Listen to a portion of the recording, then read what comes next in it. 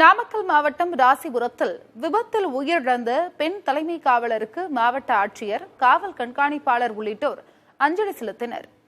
நாமகிரிப்பேட்டை காவல் நிலையத்தில் தலைமை காவலராக பணியாற்றி வந்த அமுதா என்பவர் எல்லையம்பாளையத்தில் உள்ள வாக்கு எண்ணிக்கை மையத்தில் பணி முடித்துவிட்டு ராசிபுரத்தை நோக்கி சென்று கொண்டிருந்தார்.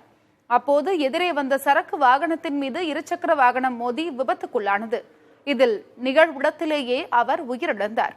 இந்நிலையில் தலைமை காவலர் அமுதாவின் உடலுக்கு மாவட்ட ஆட்சியர் உமா, மாவட்ட காவல் கண்காணிப்பாளர் ராஜேஷ் கண்ணன், மாநிலங்களவை உறுப்பினர் KRN ராஜேஷ்குமார் உள்ளிட்டோர் மலர் வளையம் வைத்து அஞ்சலி செலுத்தினர்.